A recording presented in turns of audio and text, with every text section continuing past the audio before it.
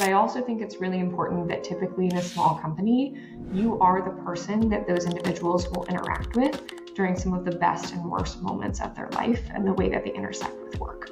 You're usually the first person who finds out that they're adding a child to their family. You might be the first person who finds out that they lost a loved one. The 30 minutes that you spend building trust with them, I have always felt to be worth it. But in the one-on-one conversations, what I'm always surprised by, what I think leaders are surprised by, are the quieter people who are really thoughtful. They've really thought about the type of change they want to see. They're realistic about the constraints it would have on the business. They're open to learning more about things like EBITDA and gross margin and risk and changing their opinion as a result of it. You just have to create the space and the forum for them to be able to do that. You're listening to the Modern People Leader podcast, where we go behind the scenes with today's top HR leaders and work experts. We talk to them about how they've gotten to where they're at, what they do every day, and what they see coming next for the future of work. Hope you enjoy. Happy Friday the 13th, y'all. Melissa, welcome. Excited to be here. We were just talking about how Friday the 13th is usually like a curse, or it's a cursed, 13 is a cursed number, and Daniel was walking us through why he's rebranding 13 as a lucky number. So I'm going to go with that today. Yeah, I was born on Friday the 13th. I live in a unit 13. And so all my life I've been trying to rebrand it as this lucky number instead. I think it started with my parents because I was initially superstitious about it. And I think I've had 2 or 3 birthdays since that I've landed on a Friday the 13th. Dang. And I think we've been podcasting long enough to where this isn't our first Friday the 13th episode, right? It's definitely not. And today we're lucky, going on the lucky theme, to have Melissa with us. So Melissa, welcome to MPL.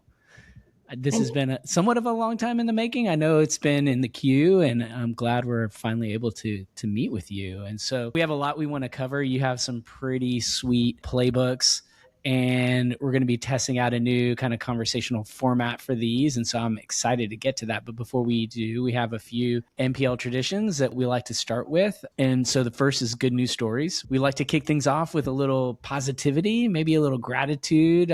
So a personal work-related good news story from the last week or two. And we like our guests to go first. So okay, great. Over to you. Let's see, work related. Yesterday we had our all team call and I led it on performance and promotion reviews. And anytime I lead a team call or any type of meeting, I always like to write down 4 specific questions to answer. What do I want people to feel? What do I need them to think or understand? What do I want them to do? And how much does this meeting cost? And what I wrote down for how I wanted people to feel was not bored. It's not necessarily the most scintillating topic. And so we turned it into a game show. We did game show edition for performance and promotion reviews, and everyone got to popcorn around to one another, fill in ad-lib questions, multiple choice, and it turned into a real exciting experience that people seemed to enjoy and absorb the material more.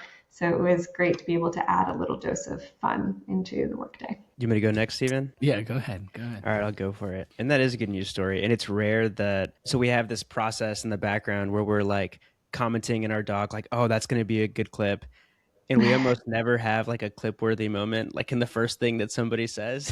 And I'm already in the doc leaving a comment. So I think it's going to be a good episode. My good news, this is the first time in a long time where I can feel that we're about to, innovate within our own business. And, we make iterations every week, every month, every quarter, and we get better. But it feels like here in the next few months, the changes are going to be much bigger. And I'm really excited for it.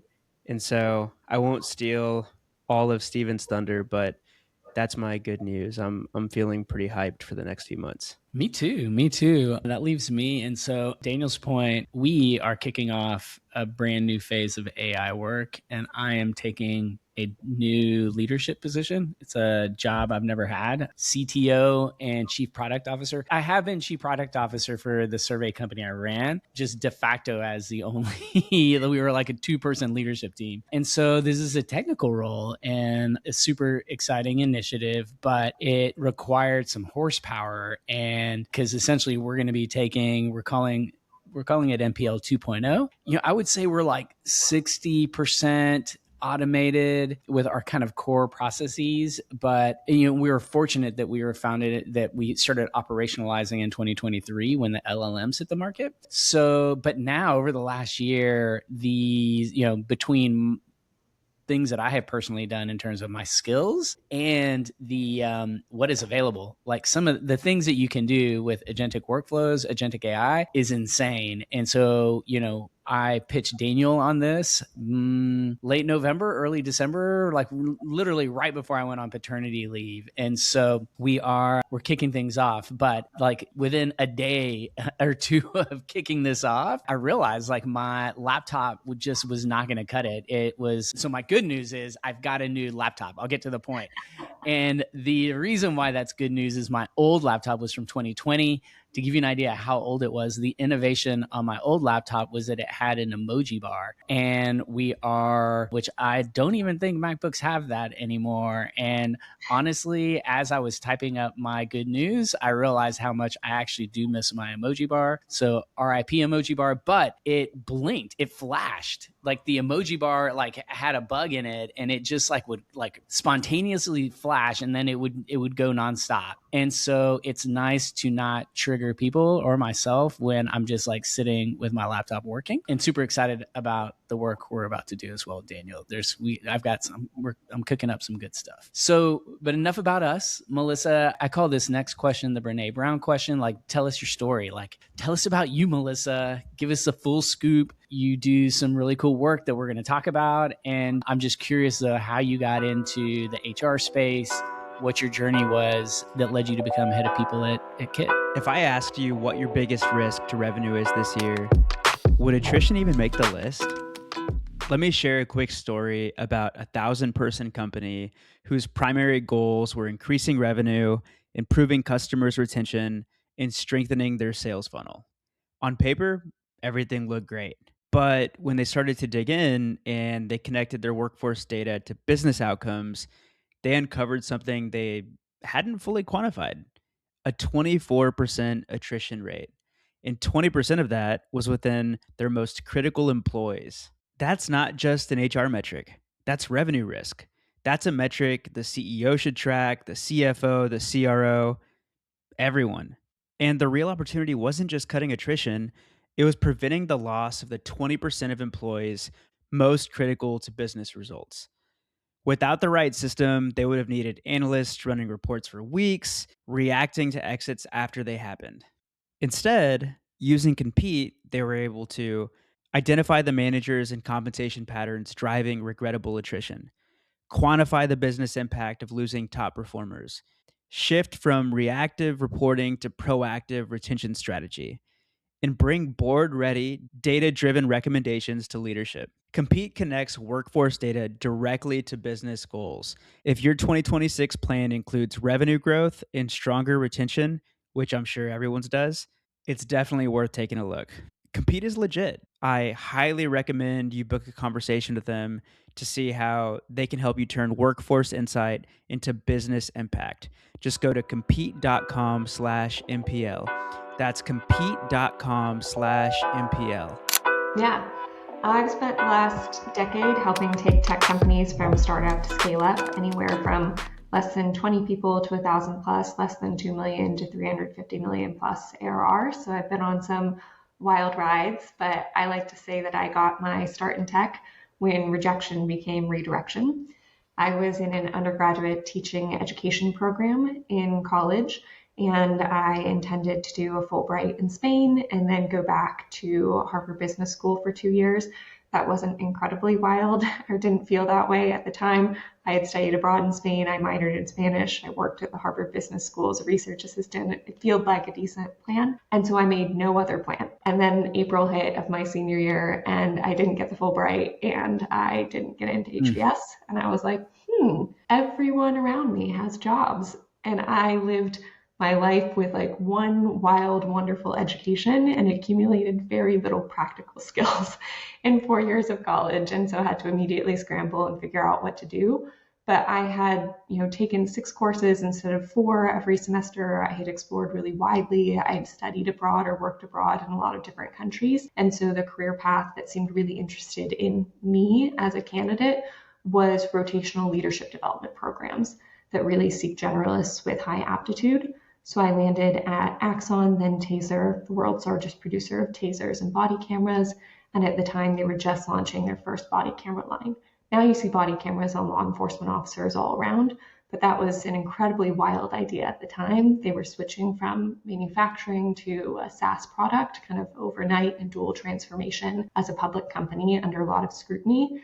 So I got to work as a product manager in mergers and acquisitions, international sales operations, and that's where I finished in the Netherlands with my time at Axon and was looking to come back to the United States. And I joined a startup doing operations, and they're like, that's the same thing. I'm like, you hired me to do HR and finance. I used to do international sales operations. Both need to know what a SKU is, a stock keeping unit, but I'm really not sure there are other parallels. So I felt like wildly unqualified for this job as the director of operations, number 22 at a startup. I knew nothing about HR and very little about finance. I had taken some courses. I'd been like the nonprofit finance director of a group before. But then over the next 4.5 years, it became this experience of how do I learn at a faster rate than the job is growing? And I think that was really what pushed me. We grew from less than 2 million in revenue to 25 million plus, then had some acquisitions that inorganically took us up even more. And that's really where I got the startup bug. There I led HR, finance, customer success, and rep ops. So I had come from a more commercial background into the HR space and kind of maintained that broader portfolio. And since then, I've gone on to work at other venture-backed and bootstrap startups. But I think the thing that I have kept is bringing a really commercially focused or business lens to people work and how we apply that to help startups grow by satisfying their customers and satisfying their team members at the same time. And so now you're at Kit and you're the head of PeopleOps, but you also have some work that you do outside of Kit. Can you share a little bit about that? Sure. I also run, Kit is a newsletter platform. We'll talk about that more, but I run a newsletter on Kit called The Business of People, where I help people leaders figure out how to build business acumen and apply it to their work. And I also run Fledge as a consultant where I work with solo HR leaders to help take tech companies from startup to scale up. And Kit is amazing. And Melissa's newsletter is also amazing. So a little background for people listening. The reason that Melissa is sitting here on the podcast today is because I think I reached out to you. I DM'd you on LinkedIn and explained to you that we needed help growing our newsletter. And you very kindly got on a series of, hour-long calls with me and Regina and walked us through like a full, 50-point checklist of things we could do to improve our newsletter. And we're so thankful for that. There was so much low-hanging fruit there. But so yeah, we're very familiar with Kit and your product.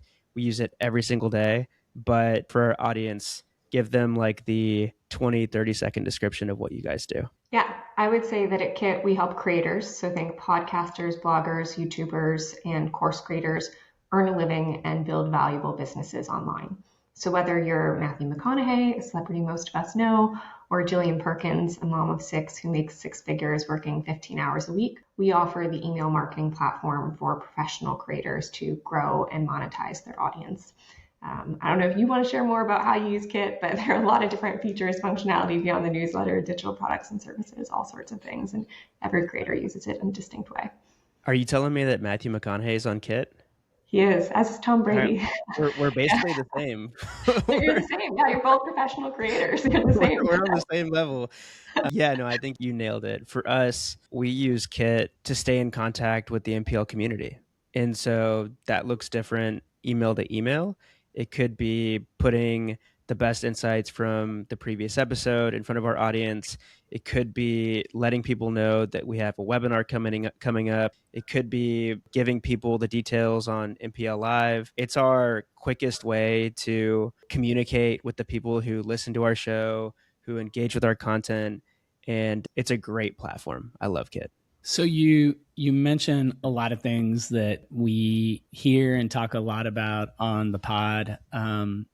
Looking at the people function through a business lens is like just immediately jumped out at me. And I was like, all right, Melissa, she's my people. We love this focus. And, I would say it's probably the number one thing we hear from HR leaders when we ask a question. What advice would you give people that are entering a career in HR? And so you have some frameworks. I called them playbooks earlier, but frameworks is the right word, is what I meant. And you use these frameworks with people leaders to think more like business leaders. And so when we were brainstorming on like what we could chat about today, we thought it would be fun to dig into some of these frameworks and use like a hypothetical case study. And so we've just picked ClickUp. It's a company that a former guest that has been on the show but is no longer there. And so we thought it would be fun to like pretend that we are helping the new chief people officer there that replaced Jim Bartolomeo, our good friend. And so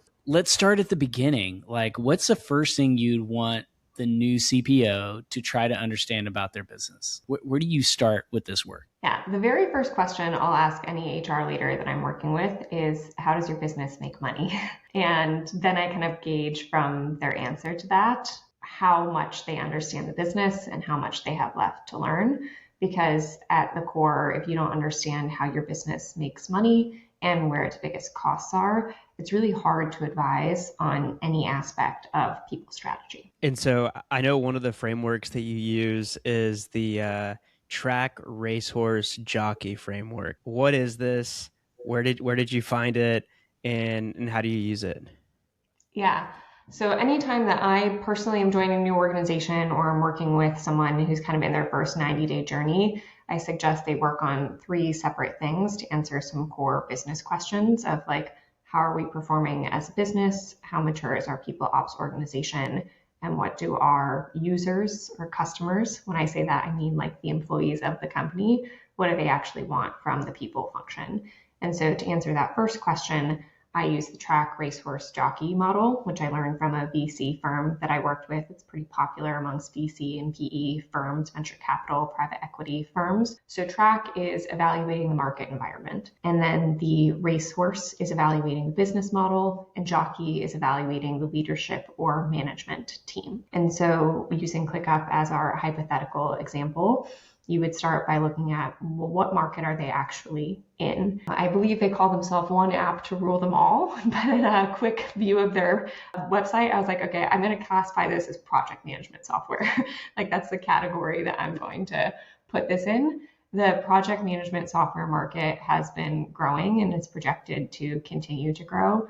It's in the SaaS space, which in recent months we've been seeing like the SaaS apocalypse, where SaaS valuations have been declining dramatically, but it doesn't seem like their valuation would be impacted any more than any other SaaS company. And they've also been rapidly introducing AI from what it looks like, and they're actually separately monetizing AI credits, which is a faster mover than I think other software companies that we've seen. So I just broadly look at like, is the total addressable market, their potential pool of customers large enough, and is it growing? It seems like there's something viable there, but it also seems like there's a lot of fragmentation. So they're not a clear owner in the market. You can kind of gauge that. Like when I go to evaluate a new company, I always go to their pricing page to help answer the question of how do they make money. But I also go to any sections they have on competitors, and they have 10 competitor battle cards listed. That's a lot. Like that means that they're kind of in this swirl of a lot of companies that their potential customers think about similarly. So you just start by evaluating the market opportunity. Then for the racehorse, you're looking at the business model. So how do they actually make money? So when you go to their pricing page, they have multiple pricing packages, and their pricing is relatively low on a $1 per month basis. So that suggests to me that they're probably a product-led growth company. Now, they do have an enterprise tier, so I would want to better understand like what percentage of their revenue is coming from product-led growth, so people who are finding them on their website, signing up, doing free trials, converting, versus what percentage is sales-led from an in-house or field sales team reaching out to larger clients. But it seems like at its core, they're a software or SaaS company selling subscriptions, and they're starting to monetize those AI credits, but they don't have marketplaces or a lot of other things like fee-based transactions on top of it. Also note that because I knew we were prepping for this exercise and I wanted to show that any HR leader could do this, I timed myself and spent no longer than 10 minutes on their website. And then the jockey is the leadership or the management team. So usually a VC firm, and this is what I suggest people leaders approach it from as well, is going to be looking at things like the industry expertise of the CEO or the management team and their background. Have they been entrepreneurs before, especially if it's a smaller company? Like, is this the second time founder? Do they have successful exits? That sort of thing. The passion. I also personally like to look for, like, is the leader I'm going to be working with someone I want to work with, and are they kind? So you can look at things like Glassdoor reviews, Comparably reviews. In this particular case, if I'm right that it's predominantly a product-led growth team, in addition to the CEO, the person I would probably put like the most time trying to understand is the CRO or the marketing leader, whoever oversees that part, and potentially the product leader as well, because those are the people that are going to have the most influence on the success of the business. But you kind of come in, evaluate those three different verticals, and try to understand, like, does this business have future potential to grow? How does it make its money today? And who is stewarding it into the future? And are those people I trust and want to work with and believe in? And so you walked us through I love this framework, by the way. I think it's super simple. I think when things get too complicated, this is already a topic that I think a lot of people leader, it's intimidating. We didn't all go to Harvard Business School. We don't all have there's a lot of head trash. There's a lot of head trash people have, like, well, that's, I do what I do, and that's not, other people worry about the business. And, I think having been in HR for 25 years, I've seen that across generations. And so, the hope was that, like, we would as a function just evolve to become this more strategic function. And I think we lost track on some of the basics. And I think understanding the fundamentals, like, is so important. And I agree. If you don't understand the revenue engine and what is keeping the lights on, then it's going to be really hard to deliver the type of value that I think CEOs are looking for heads of people to deliver today. So, but I still do, based on the conversations we have, and the fact that we're recording a podcast on this topic, it's still a challenge for people. And so, like, what do you do? What is the advice for the people that do not understand? Like, you walked us through very elegantly, the Track-Racehorse-Jockey, like, each of those components, there's like jargon in each of those that I understand because I have been a SaaS founder. It is totally possible I'm getting things wrong, right? In an interview process, you ask questions about this, you validate, you're like, is my understanding correct? That sort of thing. But, like, how do you help and coach getting comfortable being uncomfortable? Because part of me feels like we may not ever be fully comfortable on these subjects or the subject matter. And so, like, what is the coaching opportunity in that case? Let's assume the new ClickUp CPO is struggling. You go through your first session, you kind of help them, you provide the framework, they put it together. Like, at that point, like, if they're not getting it, or you see that there's a wall there, like, what is the advice? What would the advice be to the ClickUp Chief People Officer? Fictional. Yeah. I mean, definitely, like, seeking out education in a way that drives your curiosity, like, gets you excited and resonates with you and is your style of learning.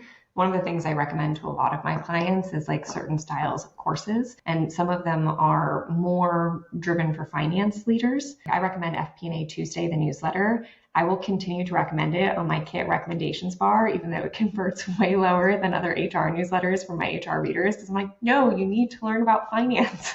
Like, the resources are there. Just, like, read finance newsletters every week. Secret CFO, another great resource. Like, pick something that you can do 10 minutes a week that feels approachable, feels bite-sized. But if you want to go bigger, kind of decide, do you need something that's transitional? GB Yao has a Step Up MBA course that I think is great. And she really helps do that translation layer for people of how do you actually take like the business acumen, the financial like product and what it means to go to market and help HR leaders understand that. Or are you already there and do you need more depth? Like, do you need to take an accounting course online? Do you need to learn about the 3 types of financial statements?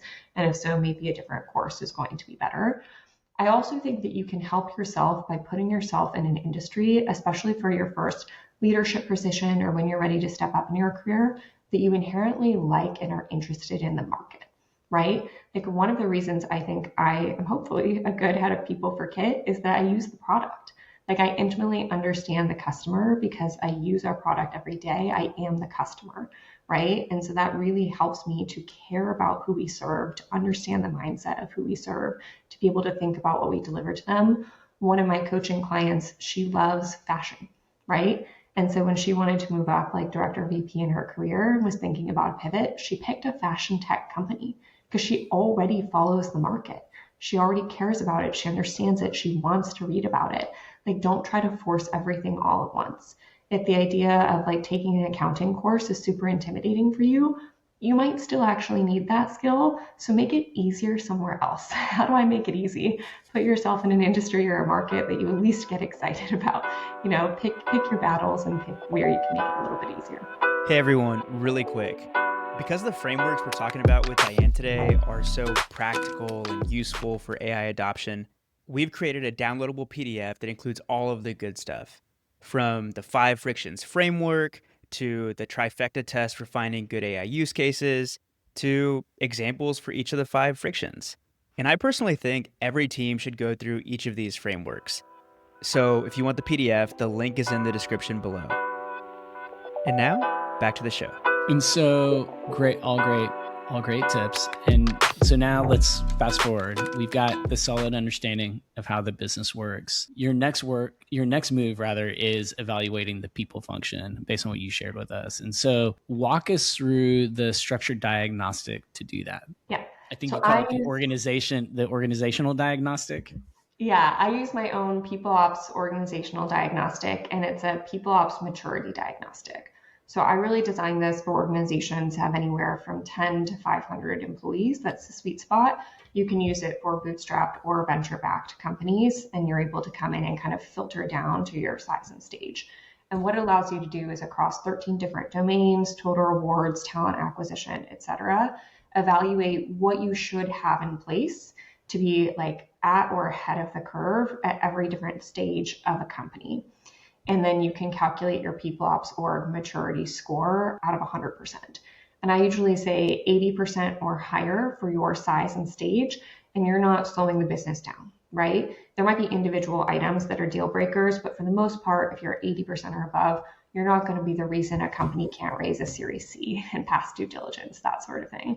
But if you're at 45%, yeah, the PeopleOps function might be holding the organization as a whole back. And so it's a tool that lets you evaluate every single different area from kind of 0 to 3. Does this not exist yet? Are we testing it? Is it fully deployed and functioning, or is it optimized for the next stage? And then also lets you evaluate the priority. The priority can be super helpful because it's just a Google sheet, right? Like you can make additional columns. I can rate the priority as the people leader, but I can also filter down to a smaller list that I'm debating and have the CEO rank the priority as well. Or if it's a dual co-founder situation, have multiple people rank the priority and then be able to display like, here's where our differences are. Here's where we disagree. Let's have a conversation about that, or also take the average. The idea is really this like Goldilocks phenomenon that in your PeopleOps org maturity, you don't want to be too far behind, holding the organization back, but you also don't want to be too far ahead. It's not useful to build process and structure and bureaucracy that is not needed at your current size and stage. You're constantly trying to figure out like what is the appropriate amount of infrastructure and process for our current size and stage, and how do we stay just ahead of where the business is going next. So it feels like we're on a glide path, and when we get there, we've solved problems before they appear, but we haven't layered in things that people are like, oh my gosh, that's for a 5,000 person org and we have 50 people. so it helps you figure out how to do that. So going back to ClickUp, and if anybody from ClickUp is listening to this, the CPO or anybody from the team, I'm sorry, we picked a random company, and behind the scenes, I was chatting with Daniel. I keep worrying the actual CPO at ClickUp is going to be like, wait a second, what are they talking about? This is all fictional, guys. We're just making it up so that people can understand these concepts. But going back to the ClickUp example, and let's imagine you've gone through the org diagnostic. They've gone through this process, ranking priority. Give us, I guess, some examples of what they would be ranking. Like what could be on that list for a company at that stage? What kind of conversations is this creating for the leadership team? Paint a picture for us there. Sure. So things that you would be looking at are, do you have compensation benchmarking in place? So do you have a compensation philosophy? Have you chosen a compensation tool that you're going to use? Do you use pay differentials or market multipliers, meaning you pay different amounts in different geographies? Do you have pay transparency standards established? Those are all things you might be looking at within the total rewards category. On the talent acquisition side, you're looking at things like, do you use an ideal candidate profile? Do you have standardized interview plans and scorecards submitted? On the compliance front, you're looking at things like, do you have EEOC, Equal Employment Opportunity Commission, if you're US-based, compliant interviewer training? Do you have background checks in place? Do you vary the level of severity of the background check you require based on whether or not people have access to financial data? Do you do I-9s in a compliant manner? Do you do W-8 bends for your international workforce? Are you on a PEO or an EOR? I'm using a lot of acronyms now, right? But one of the things that I think people usually find really helpful is if they read the diagnostic and they read a line in the diagnostic and they're like, I did not know that was a thing or a concept. That is usually a little flag in their head to like do more research and be like, oh, I didn't know how FLSA, the Fair Labor Standards Act, worked in the US, or whether people should be exempt or non-exempt, and that there were minimum salary amounts, so it helps often be this tool for them to guide like where they have strengths, where amongst the different categories, they at least felt really confident scoring their company because they knew their own domain expertise, and where maybe they need to continue their own education, lean on others within the company depending on its size, or bring in outside consultants or perspectives to make sure that they're not missing something really big because it's just one of those I don't know what I don't know areas. I feel like we're getting a peek inside of your brain. And I'm just so curious, like how did you create this diagnostic? Like it feels like pretty comprehensive, and I'm like almost imagining a huge spreadsheet where you're going in, you're filling it out, and then there's like a formula giving you the 80%. And I think that's exactly how you described it. But how did you create this? Yeah, so in 2021, I spoke on a Lattice webinar about building out a compensation philosophy. And this webinar, to my great surprise and to Lattice's great surprise, became like wildly popular. And the company at the time open sourced a lot of documentation. And I think people were just really excited that they could see exactly how we built something from scratch. And people started reaching out to me to say, hey, can you help me do this at my company? And so 2021 is when I started my consulting firm. And what I found is people brought me in for a specific reason, but usually to do compensation evaluations, I got access to their HR information system, their payroll system, and I stumbled upon things where I was like, hey, do you know like that this is a problem? And sometimes they did, and they didn't really know how to address it, or they made a risk versus business tolerance decision to not address it. But a lot of times they were like, no. I was like, okay. And so then I started documenting slowly like the things that I wanted to look for proactively as I was doing other work, and that list got longer and longer and longer, and I just kind of wanted to sort it, and I started expanding the projects and the way that I worked with people, and so I just grew the list, and it wound up being easier for me to sit down and say, when I come into a new company, if I have 30 to 60 days to work with them and I want to give them a comprehensive evaluation, like what are all the different areas that I need to be looking at? And every single time I came across something with a new client that I hadn't considered before, got added to the list. So it became a really comprehensive diagnostic, and now it's a digital product that people can access online. And that makes it like much more accessible than people bringing a consultant in like me to work with them. Although both options are available, I find that a lot of people just need that nudge of like, the thing I didn't consider that I didn't consider. Once it's on their radar, especially in the age of AI, they can do their own research, figure out the implications, but it's almost like this roadmap of all the possible pitfalls out there, everything they need to be thinking about or getting ahead of, layered onto like the size and stage at which it usually becomes a problem or becomes relevant. And that as a tool helped me work with my clients. And I think as a tool has helped a lot of my clients or people I never even worked with, they just bought a digital product online, kind of guide their own journey. And so this diagnostic, like we say we run it at ClickUp, we find that we score low, and we are slowing the business down. And we already talked about the market's crowded. We need to be able to move fast. Maybe we're not giving the level of support that we need to quickly bring on product people or engineers or whatever it may be. Is in my head, this is something that is repeatable. Like it's not just about identifying the problem.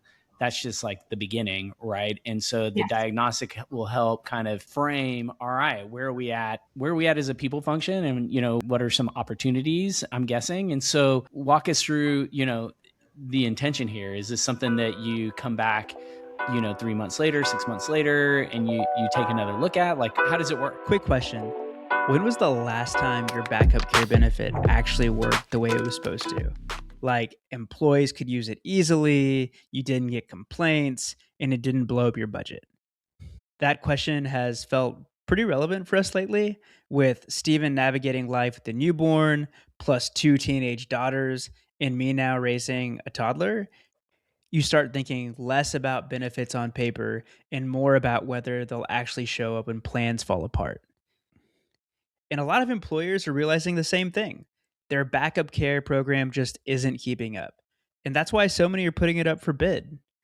Traditional backup care can be rigid and expensive, often tied to limited networks that just don't really reflect how families live and work, which means it just doesn't get used the way that it was intended. That's why more and more employers are switching to wealthy backup care. Families can search a vetted provider network or lean on a wealthy expert to handle the entire process, helping to find and book backup care for kids, adult dependents, and even pets. And then from the employer side, it's fully customizable, it's pay as you go, and for the in-person teams, they have on-site and near-site options. If you want to learn more, you can get a personalized quote and geo-access report at wealthy.com/MPL. That's wealthy.com/MPL. Yeah, I'll explain how I use this at KIT. So in my first 90 days, I completed the PeopleOps org diagnostic for KIT and evaluated us and gave us a maturity score. And then from there, kind of explained the priorities and exactly what I was planning to do with our leadership team to make sure that we were aligned. And then I set a quarterly OKR and an annual OKR around increasing our PeopleOps org maturity from X to Y. So for 2026, we're a lot better now. The goal is to go from 80% to 88%. Also, what you typically find is the lower your score, the faster you can improve it, and the higher your score, the slower it is, because you usually kind of knocked out the low-hanging fruit, the easy things to implement. I think we implemented background checks in like 1 hour. That was an easy one to knock out. But then it starts taking longer and longer. So every single quarter when I'm planning OKRs, I sit down and reevaluate essentially all 3 of these things. I reevaluate like what are the company's goals and what are we trying to accomplish as an organization within the context of how is the market moving, all sorts of things like that. I don't redo the like Track-Racehorse-Jockey analysis. I sit on the exec team. I kind of get regular feedback on what we're trying to do anyway, but I always do think about what are our business's goals and how do we as a team or function help the business to accomplish that. I redo the PeopleOps org diagnostic, so I complete the entire evaluation again. It gets faster and faster. Sometimes scores improve as a result of projects or initiatives you led. Other times scores decline. One of the things that it looks at, for example, is do you have a fully staffed and highly functioning executive management team? So if someone resigns, maybe your score was a 2 and now it's 1.5, right? So things don't exclusively go up, they can go down. So it's helpful to kind of reevaluate that. And then the third thing I look at, which I think we're going to talk about, is I do an ongoing listening tour series. So I talk to 1 or 2 KIT team members every week, and I ask them a whole series of questions. And I use Product Board, which is a product management tool, to log any of their requests as user feedback. And so I scan my entire list of like user feedback requests or pain points and decide like what we want to pull over into discovery, like what we want to decide to understand more about and work on. And then I just kind of triangulate those three things. What matters to the business for the upcoming quarter? What do we really need to do from an org maturity perspective, even if no one's asking for it? It's just important to do, even if no one notices it. And then what are team members asking for? And how do we solve their pain points and needs? I feel like there's a MPL Build and Melissa Theiss collab in the future. A lot of what you're describing is the content that we put out for MPL Build. I love this. And so just to like, recap everything. Just Juan's book over there. You can't see it. You do? Yeah. For people not familiar, she does people experience as a product work, which is what informs a lot of what I'm describing on the user experience side. Jesse's great. And so again, we're this fictional CPO of ClickUp, and we're working with Melissa, and we take the Track-Racehorse-Jockey evaluation framework. We apply that to the business. We learn all of these things. This is probably happening in the interview process. And then you join and you're doing like a deeper dive. And then you get a pretty good grasp on what the business looks like, how you make money, what the leadership team looks like, the market environment. And then it's time to do an org diagnostic for the people team. And you get your score back, and it's, let's say, 75%. And your goal is to get it up to 80. And you set the goal, like you have the OKR, quarterly OKR, to get it up 2% or 3%. You have like your list of what you can do to improve that score. And then you go into the listening tour.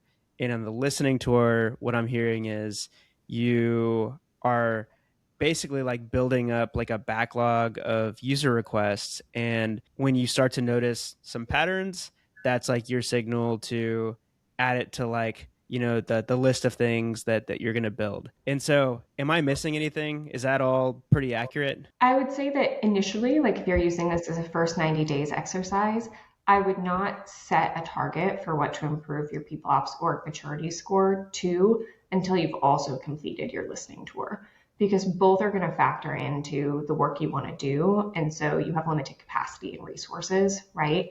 And so I would wait until I understood the team member needs and the org diagnostic score to kind of set the target, because sometimes they really nicely overlap, and like things that team members are asking for are also the areas you want to work on in the org diagnostic, and other times they don't overlap as nicely. And so, you need to think about that. And so I would review everything comprehensively and then set the goals. And in your experience, what has been the feedback from the leaders that you've worked with when you come in with like a very clear idea of how you're going to approach the first 90 days? You go through each of these steps. Like, what's been the feedback? Yeah, I think usually what I get is that at 30 days, I try to do an initial presentation of the PeopleOps org diagnostic, whatever I have completed at that point in time. And then by 90 days, I try to do the report out on my listening tour and put forward whatever my full agenda is for the next 6 months or so. Sometimes you have to like adjust that timeline based on when you happen to join relative to the quarters and how strictly a company does quarterly planning, making it a little bit faster or slower. But usually the feedback I get is, I've never seen PeopleOps work done like this before. And on two sides, with the PeopleOps org diagnostic, what I usually find it to be very helpful with is saying no, or saying yes, but. So when someone comes in with a random request and says like, this is a huge problem, it's on fire, we need to do this, it gives me the power to say, no, we're not going to do it. Here's what we are going to do, and here's why those things ranked higher. Or to say, yes, we can do that, but here's what we would have to trade off. Here's what we would not be doing as a result of that. On the listening tour side, I think most leaders are just really excited to be able to see data that quantifies things. So for example, about 1/3 of our workforce is international. And so I was able to specifically say that like 11 out of 36 people wanted a specific policy change. Now, regardless of whether or not we made that change, I at least knew exactly who wanted the policy change, right? And was able to share anonymous quotes of what people had said or shared and why they wanted that change. And I wasn't initially asking for a policy change. I was just saying, like, I think there's an issue here. I think the way that we're handling this right now isn't serving the business and our team well. I'm not proposing a specific solution. I'm proposing we move this into discovery. Like, I'm proposing that I talk to people more about this problem and I scope what the right solution is. And then I will put forward a proposal to review and approve it or not. And I actually think we can combine the thing that they're complaining about with these two other initiatives and do it as one bigger bucket. I think what product board is a tracking tool, but you can, a team member saw me do a presentation on this and she built her own AI version, not at Kit, someone else. And I think that's open sourced online. I don't know if we can find that, but I thought that was so cool. And I talked about product board, which is a paid tool, and she built an AI version that does the same thing. But one of the coolest things about this system, and the reason I use product board, because I've used it before as a customer success leader, is when you tag a piece of feedback to an initiative, when you later release that initiative, so when you like launch the product or whatever you built, you can set it so it sends you reminders of every single user, aka team member, who gave that feedback, and then I can close the loop with them. I can go back and say, like, hey, 5 months ago, you mentioned that you wanted to see a change to how we handled international equipment. We made that change, we made it as a result of your feedback. Or 8 months ago, you said you wanted to see us introduce upward and peer reviews in our review process. We are introducing upward reviews. We're not introducing peer reviews, and here's why. And that like individual follow-up and closing the loop just goes so far towards people feeling like they were heard, and it validates the time that they continue to take on a roughly annual basis to talk to me. And people come more prepared over time to the conversations with me as they see that we actually take action as a result of things that they're sharing. People do want to be listened to. As part of the MPL 2.0 like initial body of work, I had the team, i.e. Daniel, Regina, and V, put together as much documentation as they could. And the key in terms of how we generate content at MPL. And, I told them, look, I need to get the data behind your explanation. So if you just need to dump this into a Google Doc, or you prefer to record, 20 Loom recordings, like whatever it takes, I just need to be, whatever you use, I just need to be able to get to the underlying data describing what you're doing. I'll do the heavy lift on like making sense of it all. And I went through this process that I go through with my bots of like first getting them set up, driving the context, getting the guardrails, doing all the things, the base level work that I do for working in AI. And I then fed it all the transcripts. I first had to scrub it a little bit because I knew it needed to be a little bit better organized. So like I categorize everything. I make it super obvious, super clear what for the AI, like what is being documented, what it's covering. I load all that in. And yesterday I generated like a massive process document that basically like re-summarized all of the steps that go into generating content for the MPL. There were like 5 reviews that I had to apply because it was pulling a lot of different types of data. I finally got it to a point yesterday afternoon to share with the team. And Regina, like kudos to Regina. She's our BizOps, team member in Mexico. I think she left me 30 comments within an hour and a half of me dropping that process documentation. And I just saw him coming in like bing, bing, bing, like all through the evening. And I was like, yes, this is, this tells me a lot of positive things. It tells me that I'm asking the right question. Like this is a process that is worthy of being done. And, I am hitting on things because part of my assessment, I provided some recommendations or ideas just to get a sense like, am I going down the right path with my bots? Because we should get that alignment like really nailed down at the very beginning. And circling back to my point, like people want to be heard. And I think that goes a long way. Was it product board? Is that what you were? Okay. I'll have to check it out because that sounds super cool. And in the spirit, like I want to zoom out just a little bit and go back to the 90 and 90, that can seem like a lot. I am old school. So there used to be like the onboarding new leader Bible was like this book called like the first 90 days. And I'm a big believer that in the power of doing, having a concerted effort, like in a period of time that sets your agenda or sets your backlog in this case. And so go a little deeper into, the listening tour, why you're such a big fan of these listening tours, and something surprising that people leaders may not expect to uncover, like as part of like going through a rigorous process like this. One of my favorite webinars from 2025 was about leave. And this was like a month or two post baby being born. So it was really relevant to me at the time. And we talked about how leave is usually put into 3 buckets. Number 1, the compliance and pay side that you have to get right. Number 2, the business continuity side. So coverage, managers, the return to work plan. And 3, the very real human stuff that's happening at home that shapes how people show up. This couldn't have hit harder for me and Steven. We've both recently added little ones to the family, and it served as a reminder of how complex leave can be, even on a tiny team like ours. Most companies focus almost entirely on that first bucket, but Tilt is built for all 3. Tilt is a leave experience platform that manages all types of leave, from FMLA and PFL to everything in between, with role-based visibility for HR, managers, and employees. They create personalized leave plans so that people know what's happening, what's next, and how they're supported throughout the entire journey. Behind the scenes, Tilt's AI-powered technology automates the admin, keeping everybody aligned, ensuring accurate pay, and turning compliance into a clear, trusted process, so HR teams can focus on the human moments that actually define culture. If you want leave to feel less like spreadsheets and more like clarity and care, check out Tilt at hellotilt.com/MPL. That's hellotilt.com/MPL. Sure.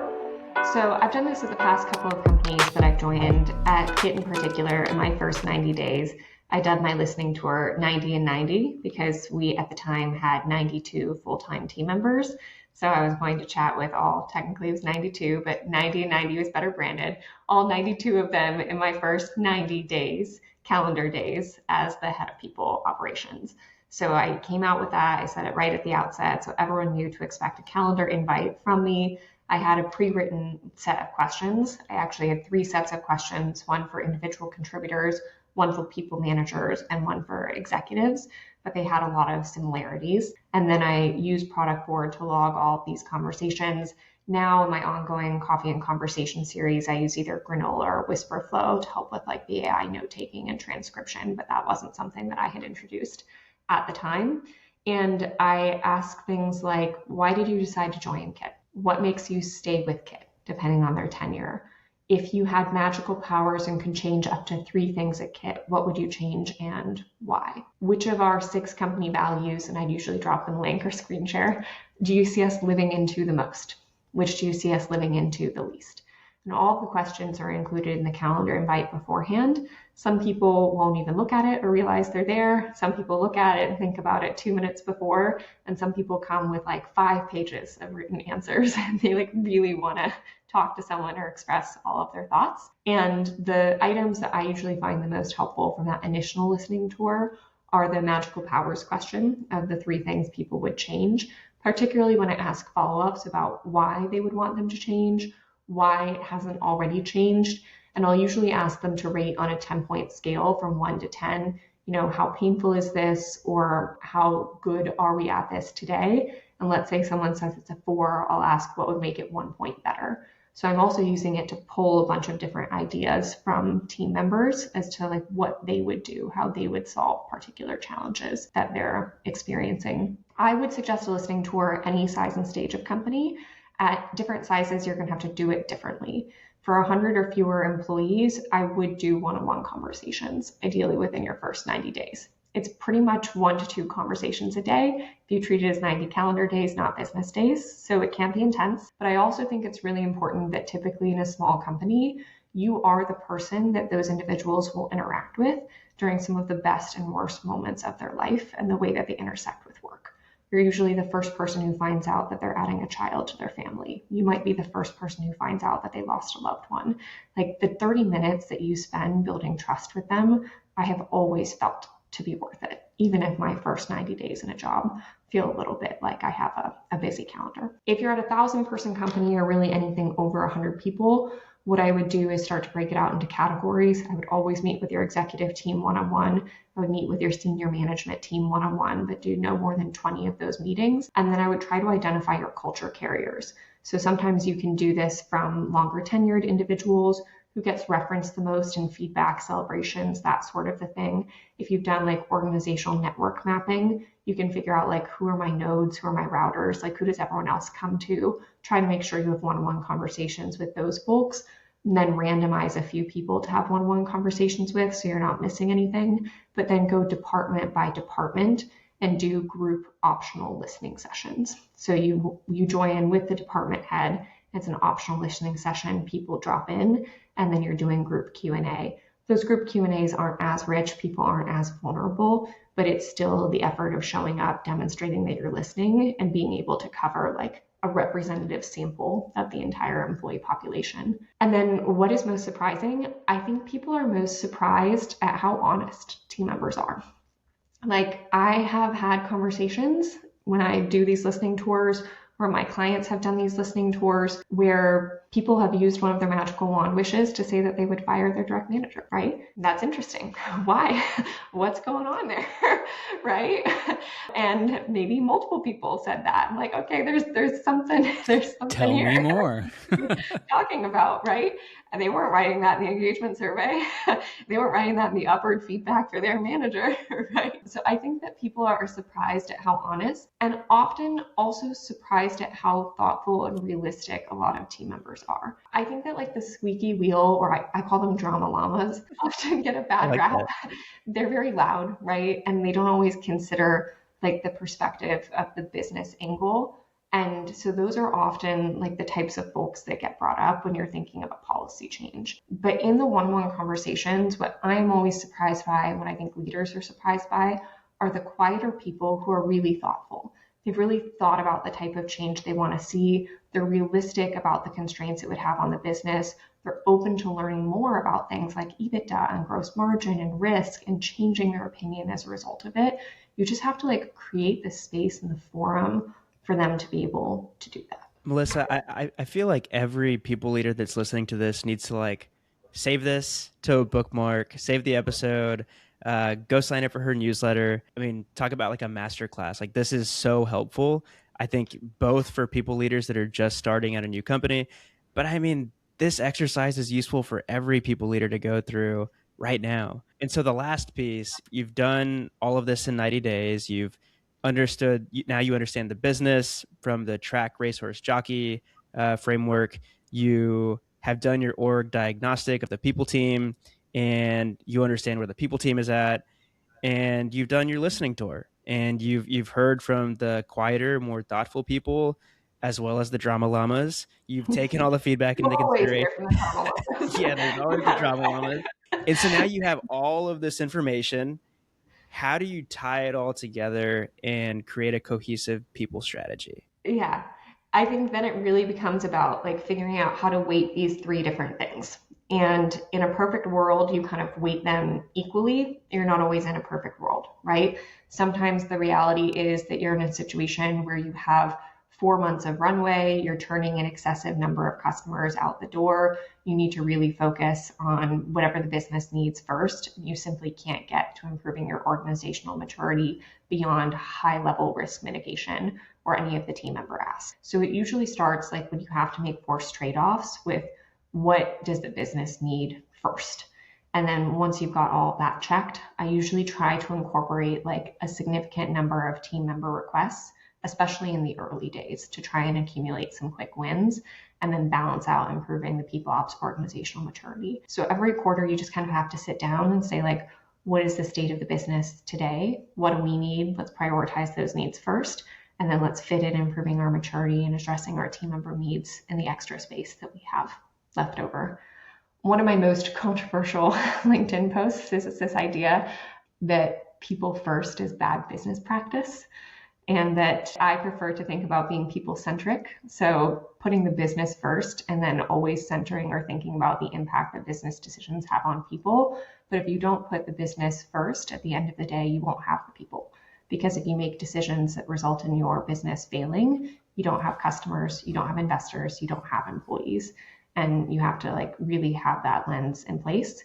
I've seen a lot of people leaders make mistakes. I know I've made mistakes earlier in my career where I argued or advocated on behalf of benefits that were too generous. And when we were in a difficult financial situation later on, I wished I hadn't, right? And I think you to a certain extent have to live and learn with that. But for any people leader out there who's led multiple rounds of RIFs, which I think is a lot of people, given some of the market conditions we've seen over the last 10 years, I think it changes your perspective. And I think it ultimately results in saying one of the kindest things that we can do for our customers, our investors, and our employees is thinking about how do we keep the business healthy first. It's been a wild decade. I was just like, my mind's eye was like, just my ears were listening to you, but my mind's eye was just like reflecting on the last 10 years. And just to think that there was like a decade where there was like 0% interest rates and businesses got used to just essentially like free money is wild. Like that is not where we're at today. And so, man, that was a big change, big correction. So yeah. I think a lot of people leaders will relate to that. But unfortunately, we're at that time of the show. We've got to turn a corner and bring this wonderful conversation to a close. But before we do that, we have a couple more traditions. The next one's called rapid fire questions. Same set of questions we ask every people leader. You ready to do this? Sure, let's go for it. All right. First question. What's one piece of advice you'd give someone starting in HR today? Well, we've already covered the importance of building business acumen. So I would say find something that brings you joy. Our work can be really fulfilling. It can also be really hard. So find something that brings you joy every day. I turn on a happy work playlist every day when I'm planning my day. And if nothing else goes right, I know I gave myself at least that one little thing. Oh, I need a happy time playlist. Next question. If your team gave you a superpower nickname, what would it be? See, I asked my team this earlier today. We'll see if we have any answers that have come in. I think we've got superpower is the scale translator, seeing how your system, one part of the system impacts other part of the systems at an appropriate and relative scale. Okay. That's what my team says. I like that. Thank you, team. Next question. If you could steal one strategy from another company, what would it be? It could be people strategy, business strategy, like any kind of strategy. This is hyper tactical, but I love tactical things because you can actually implement them. I attended a webinar from Athena several months ago, and one of the things they had people do is put an asterisk after their name if they didn't want to be called upon, but anyone who didn't have an asterisk after their name in this giant webinar could be called into the conversation. And I do that now in team meetings or team calls. And I say, hey, we're going to keep this super interactive. Anyone can popcorn to anyone else. You need to be paying attention and focused. But if for any reason that's literally your worst nightmare, or you're in a coffee shop and your background is loud, put an asterisk after your name and you won't be called on. And I think it's made a lot of meetings more engaging while still allowing people to opt out when they need to. I would for sure be the person to put the asterisk next to my name. That's like my worst nightmare. Like sitting on my couch watching a webinar. Like I actually have a funny story. So when I was at Udacity, this was like 2020, and they would give out like a quarterly like employee of the month type of award. And most of our monthly marketing meetings, there's like 40, 50 people on the marketing team. It would only be 2 or 3 people talking. And there was like no expectation that you were ever going to need to come off of camera or like turn your camera on. And so a lot of times I would be watching the meetings with my hair like all over the place. And they're like morning meetings. I'm like not even like awake. And I win the award. They're like, Daniel, do you want to come off camera and say something?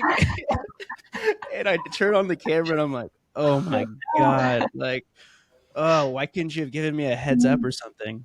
And so anyways, last rapid fire question. Who do we need to have onto the show next? I'm going to go with Bria Porter-McRae. She is another fellow Charlottean here. And she has a really big Instagram presence. And what I love about her, she just keeps it super real. And she talks about like, these are the things, having worked a decade in HR, I would never do again. And I think she does a really great job just educating team members, potential candidates about their rights, about the considerations that go on behind closed doors that a lot of people don't know about, that really influence like how you approach work, how you approach how much of your life you let work absorb, and how you approach key moments like negotiations for salary. Amazing. Well, we would be honored to have her on. So we'll definitely reach out and see if she's down. That gets us to our final tradition. We call it one word or phrase close. Just as we wrap up the last hour and change we've spent together, a way we want to put a bow on it. And again, we prefer for our guests to go first. Okay. I think I would say, listen. I'm going to say, I'm sorry, ClickUp. Like we didn't mean to put you on blast, and I'm doing it again. But I think this was a really fun episode. Yeah, I'm going to go with framework. I love me a good framework. And we not only got one, we got 3 today. And so thank you so much, Melissa, for sharing all your secrets. Thank you so much for sharing your time with us. It's been an absolute joy. So we appreciate you. Absolutely. All right, y'all. Enjoy the rest of your Friday the 13th. Have a good weekend, guys. Bye. Thanks for tuning in to another episode of The Modern People Leader. We really, really appreciate it. And if you enjoyed the show, please leave us a 5-star rating. It would mean the world to us. And connect with us on LinkedIn. We want to know what you think about the show, and you can find links to both of our profiles in the show notes. Thanks again for listening, and see you on the next episode.